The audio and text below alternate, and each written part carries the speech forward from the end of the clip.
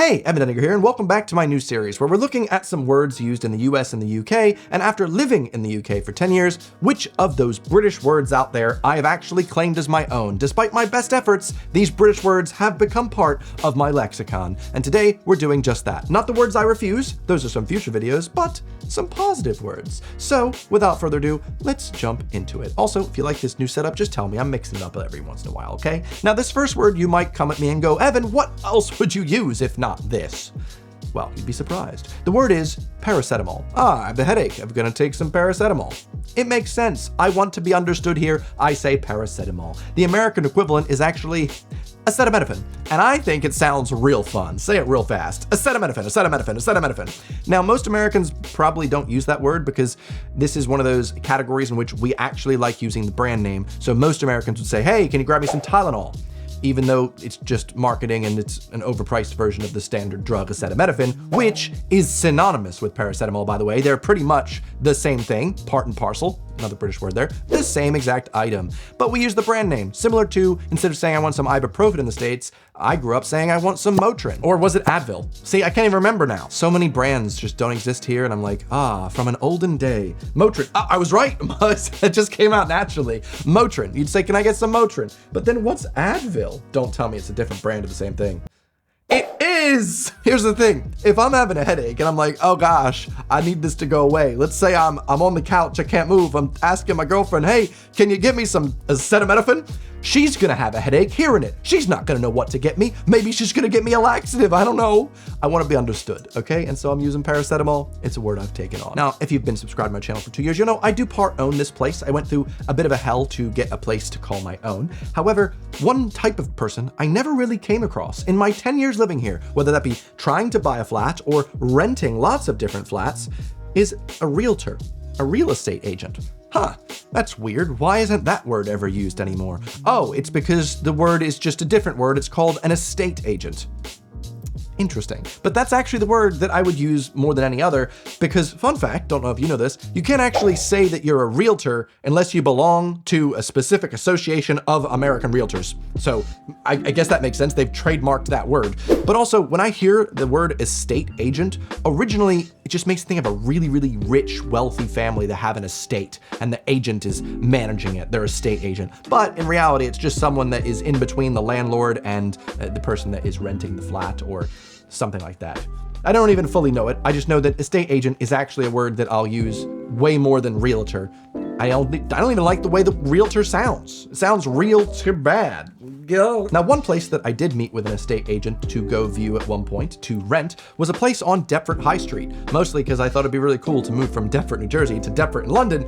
I didn't want to live in Deptford, London though, I have to say. But the High Street, that's a word. That's a word I use quite regularly. And the word high street is able to convey so much of what you're trying to say. You know, every place I've lived in the UK has a street that has all the shops on it because it's a very walkable place in London, you know? Even anywhere in the UK, pretty much, you've got a high street where all the shops, the pharmacies, the nail salons, the food, everything you want is gonna be on the high street. The US equivalent is a main street. And I mean, I don't really think I ever used that much. I grew up in a suburb, so Main Street, we didn't really have that. It wasn't like we had one street in any of the towns I grew up in the States that, you know, had all the stuff on it because you'd mostly go to a mall, you know, where all the big box stores were. That was pretty much how it was. So Main Street, not really using. Main Street, USA, not really. Maybe if I grew up in Philly, like in the actual city, possibly? But High Street, that's the one for me. Now the next one is possibly my favorite. It's my most used of the bunch because it's just cute and it's annoying because I did try not using it for so long, but it snuck up on me. I didn't realize just how much I used the word until I went to film a podcast with the old Try Guys in California, and I was caught off guard. I was asked, oh, what did you do with your COVID kit? And I went, oh, I binned it.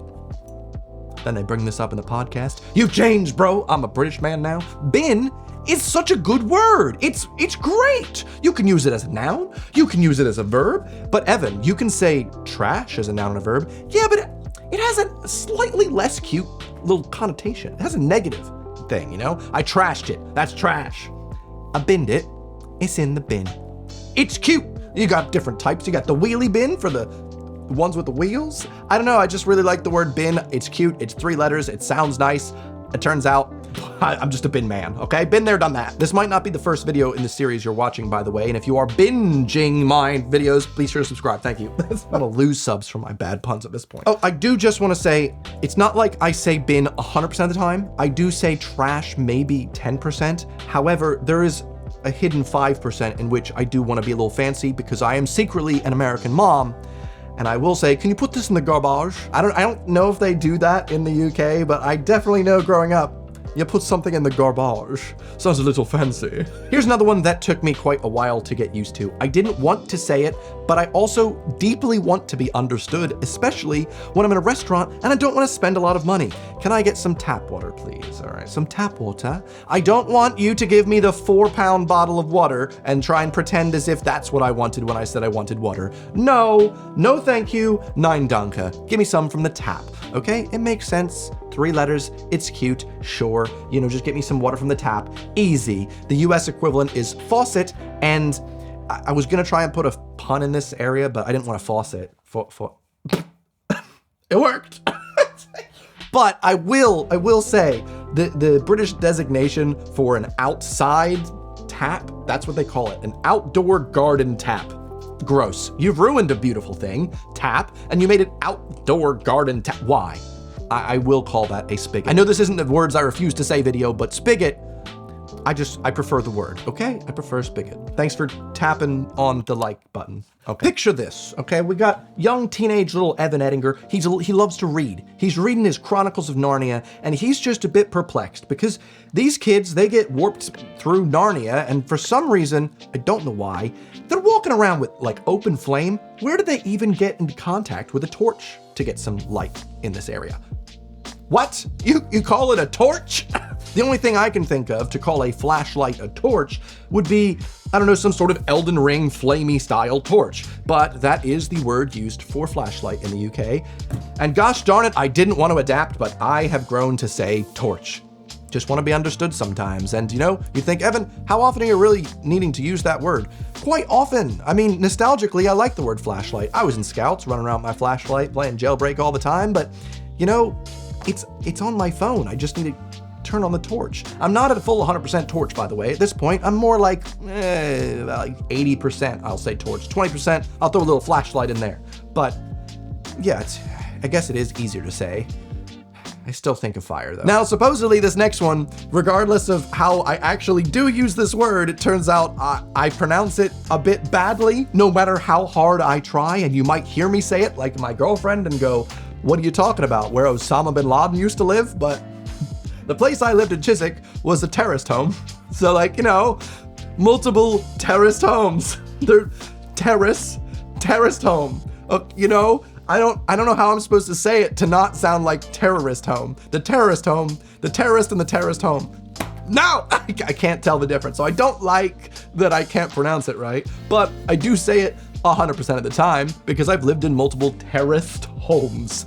I've not lived in a row house, which is the US equivalent, but that is what we say, especially like when I was in university, there were multiple fraternities in different row houses. You know, they're just all attached. But I still think terraced home, terraced house. That's just the one I'm gonna use, despite the fact I can't say it right. Terraced. Terrorist. Terraced. Terraced. Terraced house. Terraced house. I can't do it. I'm gonna get married at some point in my life, but before I do, I probably won't be throwing one of those parties in which my entire goal, it seems, is to do the opposite of what I'm committing to do the very next couple days. Don't understand them really, but if I did go to one or have one, I would call it a stag do. I actually quite like the term. The US equivalent, of course, being a bachelor party, but I feel like that has more of the negative connotations of like going to a strip club or doing something like that, which I don't really want to be a part of, but stag do's are just British people going to the nearest city, celebrating their friend getting like married soon and getting really drunk, and that's about it. Same with hen do. I'd say hen do, even though I think it does sound a bit silly. Bachelorette party, I don't know. When am I gonna use these? Well, I always see hen do's and stag do's all around London. People on those little cycling things, getting drunk and having inflatable penises on their heads. Sure. I will say though, despite the fact that I do use the word stag do more than bachelor party, it still makes me think of Harry Potter, because the word stag isn't really in the American vernacular, at least it wasn't for me. And so when I read the books and it came up with stag, I was like, what? You mean a buck?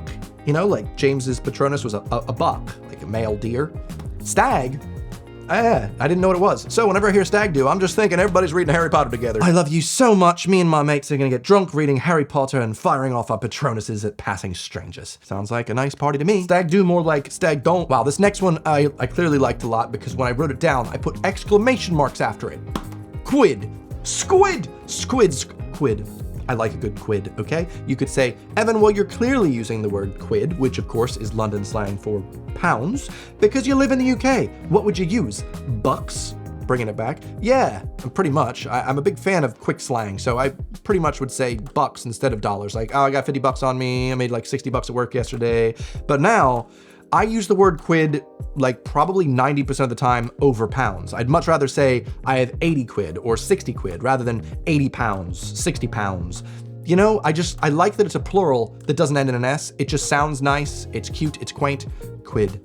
Big fan. You'll never get me to stop saying it. I won't ever quid. All right. Now, fellas, this next one is for everybody, not just fellas. So, when you are sleeping in your bedroom, you might have designed your room, bought a couple things from IKEA, sitting next to your bed, a place to put your phone and your little plant pots and things. Well, that of course in the UK is a bedside table. That is now the word that I will use. I have furnished my home, took my time to plan things, and even not this home, but previous ones, every place I lived had a bedside table. I didn't question that I'd never heard the word before moving to the UK, but that's now what my brain calls it, a bedside table. It's a bit long compared to the American version, nightstand. But weirdly enough, the word nightstand just has some interesting connotations in my brain, maybe from a one-night stand. So I'm like, he's only got one nightstand? Wow, what a scamp. You gotta have one on each side. It's called symmetry, fellas. But hey, that's why I call it a bedside table. Bedside table, nightstand. Sometimes it makes a lot of sense why I choose words. Other times, I got bedside table. So this is one that I didn't realize I fully converted to until very recently, when my friend asked me where my cleaning supplies were, and I pointed to the big closet near the door and went, it's in the big cupboard. Cupboard? That's not really a cupboard, is it? It's a closet. Yes, it turns out I use the word cupboard a lot more regularly than one of the American equivalents. A very large cupboard, we would say closet. I mean, bringing him up again, but Harry Potter doesn't live in a closet under the stairs, even though that's a closet. You know, he lives in a cupboard under the stairs. I don't see any cubs, any boars, I don't see any cups or boards in there, but even what you open up in your kitchen cupboards, I also call them that. Even though the American equivalent I'd grown to say all the time growing up was cabinets, I'm gonna use cupboards. And those more sleuthy among you in the Brits will say, whoa. We say cabinets, yes, but primarily I find British people only say cabinets when referring to their bathroom storage facilities, their medicine cabinets, their bathroom cabinets, their toilet cabinets, but not necessarily in the kitchen where they'd prefer using the word cupboard. There you go. Ow. And the fact that I have uploaded a video every single Sunday on this YouTube channel without missing for nearly 10 years means that I haven't really been on a proper holiday from this YouTube channel. Well, holiday. That's a word that I use regularly now. Vacation, weirdly enough, as a word, has a connotation of more like tropical paradise. Oh, he's in a vacation. Holiday is just, I'm off from work, I'm going on holiday, it's a bank holiday. So interestingly enough, both words are similar but yet distinct in my brain. However, I will say, I do not say the word for someone that is on holiday in the UK, because I think that word is silly. In the US, working at the old Pizza Hut, some customers come in from Canada, we're like, oh, we got some vacationers here. In the UK, the equivalent is holiday makers. What? Why? You're making a holiday? Oh, look at us, we're holiday makers. Shut up. No, I don't believe it. That's a gross, gross. Holiday? Great. Holiday maker? Throw it in the bin, okay? And you know what? I just used bin naturally. I'm proud of myself. Thank you very much for checking in on this new video. Hope you enjoyed it. Like I said, we got a lot of videos on this very similar niche and topic coming to your YouTube screens every single Sunday this month. So thanks for subscribing, and I will see you here next Sunday. Bet you didn't expect this to be a piano, did you? Pardon me, sir. Have you subscribed to my YouTube channel? I hope you have. But if you haven't, I'll be sad. I'll take it.